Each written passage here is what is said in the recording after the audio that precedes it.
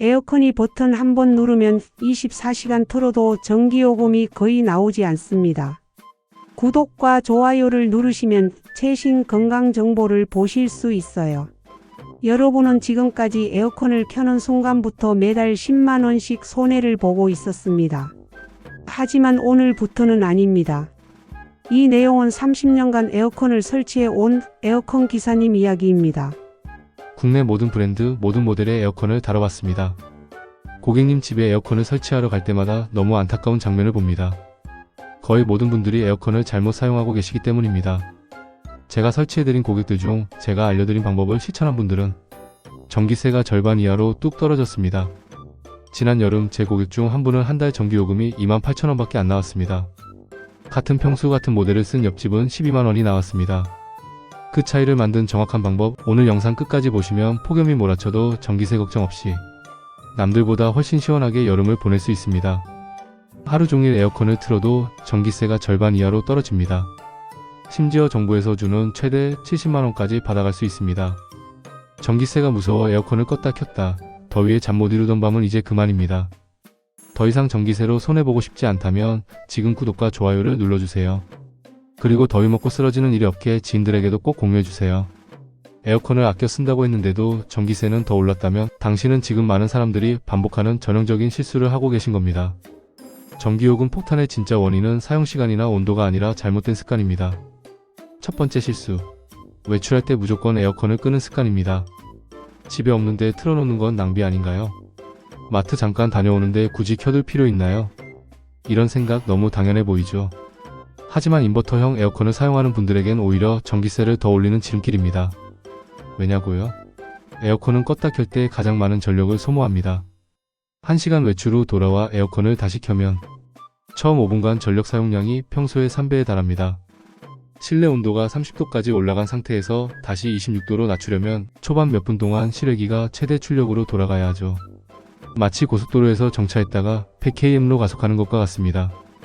연료가 가장 많이 드는 구간입니다. 짧은 외출 후 돌아와 에어컨을 다시 켰을 때 처음 5분이 하루 중 전기를 가장 많이 먹는 시간이 됩니다.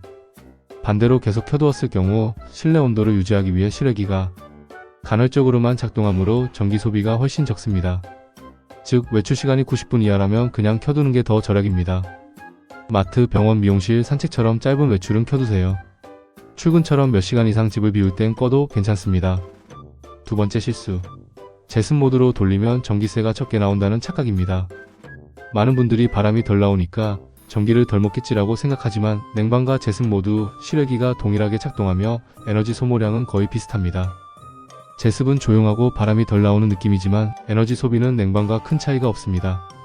그렇다고 제습을 쓰면 안 되는 건 아닙니다. 장마철처럼 습도가 높은 날엔 제습 모드가 더 효율적입니다.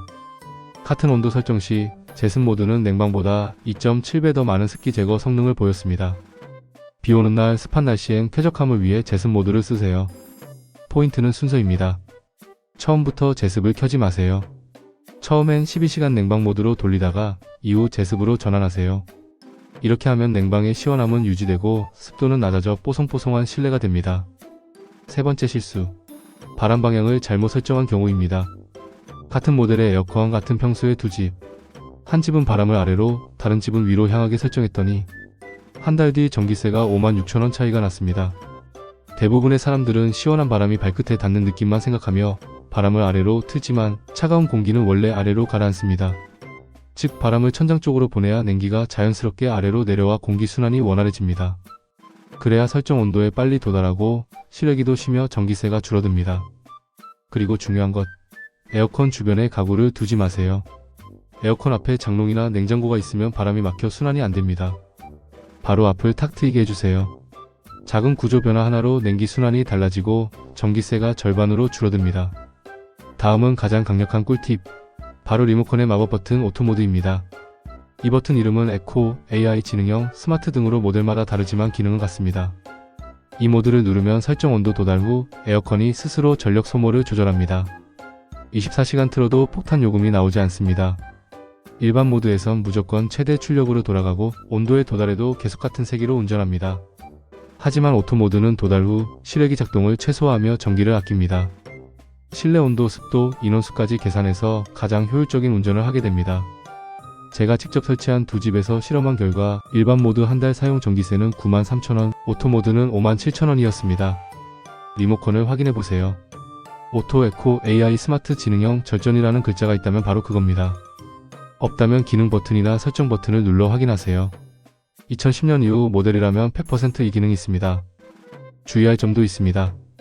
AI 모드는 처음 30분 동안 학습이 진행되므로 이 시간 동안은 온도를 바꾸지 마세요. 그리고 2015년 이전 모델의 AI는 실제 AI가 아닐 수도 있으니 그럴 땐 일반 자동 모드를 쓰는 게 더 효율적입니다. 그 다음 확인할 것 바로 창문입니다.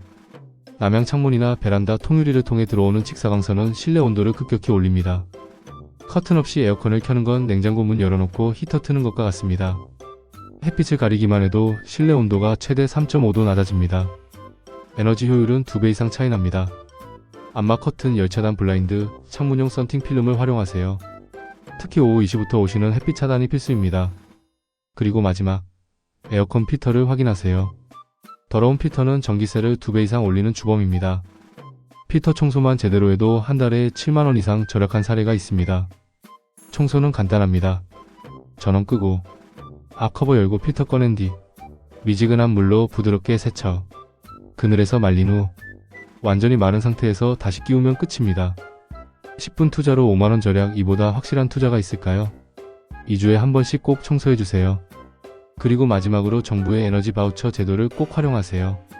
기초생활수급자, 차상위계층, 65세 이상, 임산부, 장애인 등이 대상이며 가구 수에 따라 최대 70만원까지 지원됩니다.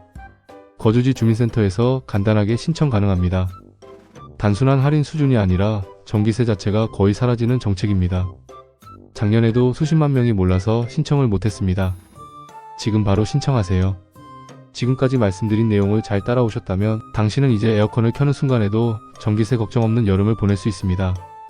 잘못된 습관으로 매달 수만원씩 낭비하던 시절은 끝났습니다. 외출 타이밍, 냉방제습 활용법, 마법의 오토 버튼, 햇빛 차단, 필터 관리, 그리고 정부 지원금까지. 당신이 해야 할 일은 단 하나. 지금부터 실천하는 것. 그리고 이 영상을 아직 모르는 지인들과 공유하는 것. 당신이 보내는 영상 하나가 한 가정의 전기세를 절반으로 줄일 수 있습니다. 지금 구독 버튼을 누르고 당신의 여름을 지켜주세요. 그리고 댓글로 남겨주세요. 나는 오늘부터 에어컨 전기세 절약을 시작합니다. 당신의 다짐이 누군가의 실천이 됩니다. 올여름 에어컨을 틀며 웃을 수 있는 인생 첫 여름이 되시길 바랍니다.